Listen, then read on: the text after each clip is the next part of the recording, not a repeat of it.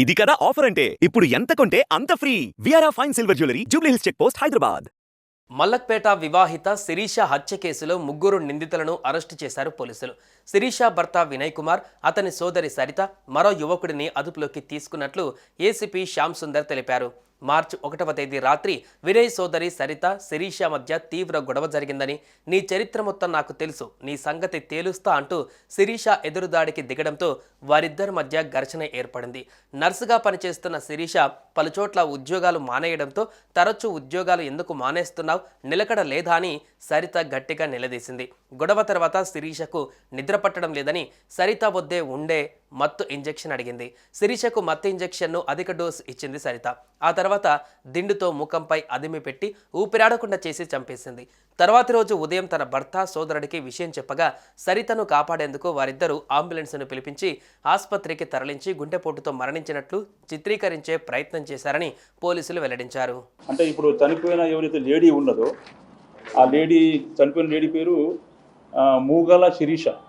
ఈ లేడీ వల్ల ఈ హస్బెండ్ ఎవరైతే ఉన్నాడో మూగల సింగం వినయ్ కుమార్ వాళ్ళ అక్క తుమ్మలపల్లి సరిత యాక్చువల్గా క్లియర్ కట్గా దాన్ని యాక్సెప్ట్ చేసింది. సార్ యాక్చువల్గా నా ద్వారానే ఇట్లా జరిగింది విషయం అని చెప్పాను. ఇమీడియట్గా మేము ఏంటంటే మేము గవర్నమెంట్ యొక్క పంచుల్ని పిలిపించాం. గవర్నమెంట్ పంచుల ద్వారా వాళ్ళ సమక్షంలోనే ఆమె ఇచ్చినటువంటి కన్ఫెషన్ స్టేట్మెంట్ క్లియర్ కట్గా దాన్ని రికార్డ్ చేయడం, దాన్ని అదే టైంలో దాన్ని వీడియోగ్రఫీ చేయడం జరిగింది. దాంట్లో ఆమె ఇచ్చిన స్టేట్మెంట్ ఏంటంటే యాక్చువల్గా ఈ ఇన్వెస్టిగేషన్ పాయింట్ ఆఫ్ వ్యూలో ఎవరైతే ఇప్పుడు ఈ చనిపోయిన ఎవరైతే ఉన్నదో ఈ చనిపోయిన ఆమె ఫస్ట్ యాక్చువల్గా ఈ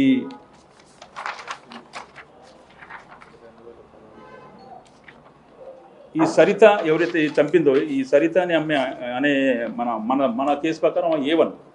ఈ సరిత ఫస్ట్ సన్ రైజ్ హాస్పిటల్లో పనిచేస్తున్నప్పుడు ఈమె పరిచయం అయింది. చనిపోయిన ఆమె ఎవరైతే శిరీష ఉందో శిరీష పరిచయం అయిన తర్వాత ఈ శిరీష ఆ బ్యాక్గ్రౌండ్ అని తెలుసుకునే శిరీష చెప్తుంటే నాకు ఎవరు లేరు, నాకు అనాథం చెప్పడం వల్ల యాక్చువల్గా శిరీష కూడా హాస్పిటల్ పనిచేస్తుంది. కాబట్టి అదే సన్ రైజ్ హాస్పిటల్లో ఎవరైతే ఇప్పుడు శిరీష వాళ్ళ హస్బెండ్ వినయ్ కూడా అక్కడ మార్కెటింగ్ దాంట్లో పనిచేస్తున్నప్పుడు సరే మా తమ్ముడు ఉన్నాడు, మా తమ్ముడిని మ్యారేజ్ చేసుకుంటాం అని చెప్పిన తర్వాత కొంచెం రోజు టైం తీసుకుని తర్వాత ఆ మ్యారేజ్కి ఆమె యాక్సెప్ట్ చేయడం జరిగింది.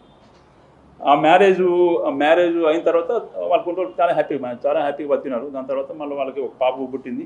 ఆ పాప తను నడుస్తున్నప్పుడు ఈ ప్రాసెస్లో భాగంగా ఆమె అక్కడి నుంచి ఈ హిమాయతంలో ఉన్నటువంటి సన్ రైజ్ హాస్పిటల్లో నుంచి ఆమె విత్డ్రా అయింది. ఎవరైతే చనిపోయిన శిరీష అంటే అక్కడి నుంచి ఆ పోస్ట్ రిజైన్ చేసి మళ్ళీ కొన్ని రోజులు ఖాళీ ఉన్న తర్వాత మళ్ళీ బ్రీసిన్ కోన్ హాస్పిటల్ కాచిగూడ హాస్పిటల్లో ఆమె జాయిన్ కావడం జరిగింది. ఎందుకంటే ఈమె బేసికల్గా షీజ్ నర్స్ ట్రైనింగ్ చేసింది. ఆమె నర్స్ ట్రైనింగ్ చేయడం వల్ల హాస్పిటల్లోనే పనిచేసే అవకాశం ఉండదు. కాబట్టి ఈమె హాస్పిటల్లోనే మన అదే వృత్తి కొనసాగిస్తూ దాంట్లో బ్రిసిల్ కోన్ హాస్పిటల్ కాచిగూడలో కొన్ని రోజులు మళ్ళీ అక్కడ అడ్మిట్ అయింది. మళ్ళీ అక్కడ జాయిన్ అయిన తర్వాత మళ్ళీ 2 years అక్కడ పనిచేసిన తర్వాత మళ్ళీ అక్కడి నుంచి మళ్ళీ పని ఒత్తిడి ఎక్కువ, అంటే అక్కడ ప్రెషర్ ఎక్కువ అని చెప్పి మళ్ళీ అక్కడి నుంచి మళ్ళీ రిజైన్ చేసింది. మళ్ళీ కొన్ని రోజుల తర్వాత మళ్ళీ 2024లో వివేర్ హాస్పిటల్, హిమాయత్ నగర్లో ఉన్నటువంటి వివేర్ హాస్పిటల్లో హయత్ నగర్లో ఉన్నటువంటి వివేర్ హాస్పిటల్లో మళ్ళీ జాయిన్ అయింది. అక్కడ జాయిన్ అయిన తర్వాత మళ్ళీ అక్కడ దాదాపు 4-5 months చేసిన తర్వాత మళ్ళీ రిజైన్ చేసింది దానికి.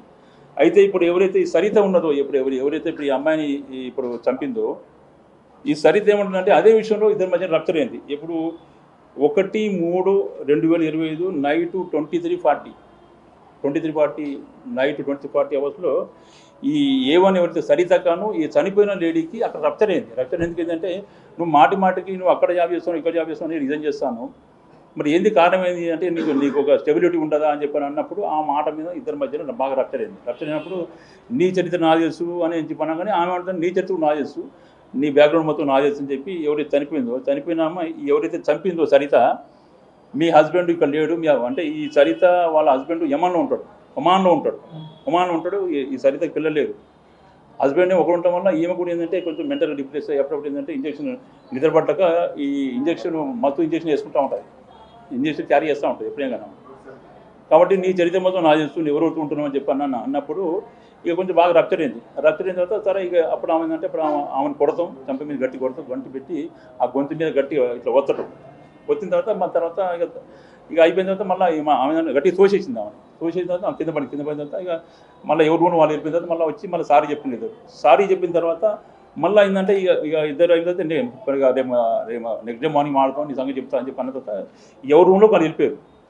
వెళ్ళిపోయిన తర్వాత ఎవరైతే ఈ చనిపోయిందో శిరీష అక్కడ నాకు కొంచెం అనీజ్ అనిపిస్తుంది, నాకు నిద్రపడుతుంది, తలనొప్పి వస్తుంది అది చెప్పంటే ఈమె దగ్గర ఎప్పుడు ఈమె క్యారీ చేస్తుండే కదా మెడాజోలాం ఇంజెక్షన్, మత్తు ఏదైతే ఇంజెక్షన్ ఉందో ఆ మత్తు ఇంజెక్షన్ అంటే నీ దగ్గర అప్పుడప్పుడు ఉంటుంది కదా నాకు నిద్రపడుతుంది కాక నాకు వేయక అని చెప్పి అంటే ఈమె అప్పుడు యాక్చువల్లీ అది కొంచెం వాటర్లో కలిపి ఇవ్వాలి, వాటర్లో కలిపి దాని ద్వారా ఇవ్వాలి.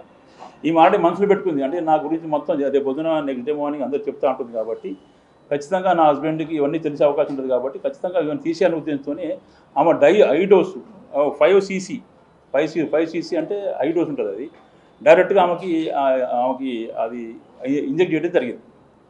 ఇంజెక్ట్ చేసిన తర్వాత ఆటోమేటిక్ ఏంటంటే అది హై డోస్ కాబట్టి ఆ మత్తులోకి వెళ్ళిపోయింది. మత్తులోకి వెళ్ళిపోయిన తర్వాత ఈమె ఆల్రెడీ మనసులో ఉన్నది ఎట్లా ఎట్టిపడి నెక్స్ట్ డే మార్నింగ్ ఇక్కడ నా ఫ్యామిలీ అంతా రప్చర్ అయితే చేసుకొని ఆమె మత్తులో ఉన్నప్పుడు ఈమె పోయి ఏంటంటే ఆ పిల్లోకి ఇల్లు పెట్టి పొత్తేసింది. ఆ మత్తులోనే ఆమె చనిపోవడం జరిగింది. ఆ పిల్లో పెట్టి గట్టిగా ఊపిరాడుకుని చేయడం వల్ల శ్వాస ఆగిపోయింది. శ్వాస ఆగిపోయిన తర్వాత అసలు ఆ విషయం ఏంటంటే ఆమె ఎప్పటిలాగానే మళ్ళీ బెడ్ మీద పడుకున్నట్టు ఆమె అట్నే చేసేసి బెడ్ అది కప్పేసిన తర్వాత ఆ ముందు రూమ్లో అంటే ఉన్నటువంటి వినయ్ కుమారు ప్లస్ మళ్ళీ ఎవరైతే వాళ్ళ హస్బెండ్ వినయ్ కుమార్ వాళ్ళ హస్బెండ్ వాళ్ళ అన్న కొడుకు నిహాల్ కుమార్ ఎలియాస్ బిట్టు వాళ్ళకి నెక్స్ట్ డే మార్నింగ్ చెప్పింది ఇట్లా రాత్రి ఇట్లా అయింది నేను ఇట్లా చేసినాను అది చెప్పన్నాక వాళ్ళు చేసిన మిస్టేక్ ఏంటంటే వాళ్ళు చేసిన బ్లండర్ మిస్టేక్ ఏంటంటే యాక్చువల్గా ఆ పాయింట్ ఆఫ్ వ్యూలో వాళ్ళు తెలంగాణ ఇమ్మీడియట్గా వాళ్ళు పోలీస్కి ఇన్ఫార్మ్ చేయకుండా వాళ్ళు ఆమెని సేవ్ చేస్తానికి అంటే వాళ్ళ అక్కని కాపాడటానికి అంటే సాక్ష్యాలు చేయకుండా లేకుండా చేస్తాను ఉద్దేశంతో ఆమె ఏదో సహజ మరణం అన్నట్లు క్రియేట్ చేస్తానికి ఇమ్మీడియట్గా అప్పటికప్పుడు అంబులెన్స్ పిలవడం, అంబులెన్స్ తీసుకొచ్చేసి ఇక్కడ ఈ హాస్పిటల్ దగ్గర చూపిస్తే ఈ హాస్పిటల్ ఏంటంటే ఆల్రెడీ ఇది మా దగ్గర రాగానే చనిపోయిందండి, మా దగ్గర రాకముందు చనిపోయింది కాబట్టి తీసుకెళ్ళిపోండి అని చెప్పంటే అప్పుడు కూడా వాళ్ళు మాకు పోలీస్కి ఇన్ఫార్మ్ చేయలేదు. మాకు ఇన్ఫార్మ్ చేయకుండా కావాలని చెప్పి వాళ్ళ అక్కని సేవ్ చేస్తానికి సాక్ష్యాలు ఉన్న వాటిని అజయకుండా ఉండేదానికి ఆమె వాళ్ళ స్వగ్రామం ఉన్నటువంటి సున్నిపెంట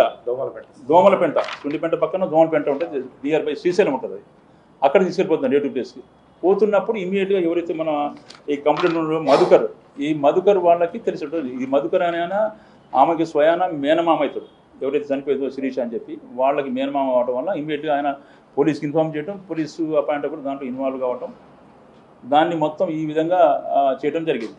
అయితే దాంట్లో భాగంగా ఇన్వెస్టిగేషన్లో భాగంగా ఎప్పుడైతే ఇప్పుడు డాక్టరు దాన్ని గొంతు నిలపడం వల్ల దానికి ఘాట్లు పడ్డాయి కాబట్టి ఆ పాయింట్ ఆఫ్ వ్యూలోనే వాళ్ళని గట్టిగా ఇన్వెస్టిగేషన్ చేస్తే యాక్చువల్గా వాళ్ళ హస్బెండ్కి వాళ్ళకి గోర్లు వాళ్ళకి ఏం లేవు. వాస్తవంగా వాళ్ళు ఎవరైతే చంపిందో సరిత గోర్లు టాలీ అవుతున్నాయి క్లియర్ కట్. ఇంకోటి ఏంటంటే ఆమె గవర్నమెంట్ పంచుల సమక్షంలో క్లియర్ కట్గా సార్ యాక్చువల్గా నేను ఈ విషయంలో మన రప్చర్ కావడం వల్ల నేను చేసిన సార్ అది they are accepted confession clear కట్గా ఆ పాయింట్ ఆఫ్ వ్యూలోనే క్లియర్ కట్గా దాంట్లో సెక్షన్స్ మొత్తం ఆర్డర్ చేసేసి ఆమెను ఏవన్గా ఫిక్సప్ చేస్తూ ఈరోజు ఈ ముగ్గురిని రిమాండ్ చేయడం జరుగుతుందండి. ఇంకోటి ఏంటంటే ఇప్పుడు ఇన్వెస్టిగేషన్ నడుస్తుంది కాబట్టి ఇంకా ఏమన్నా కొత్త యాడ్ చేస్తామంటే కంపల్సరీ దానికి యాడ్ చేస్తాం. సుమన్ టీవీలో మీ పర్సనల్ అండ్ బిజినెస్ ప్రమోషన్స్ కోసం కింది నెంబర్కి కాంటాక్ట్ చేయండి.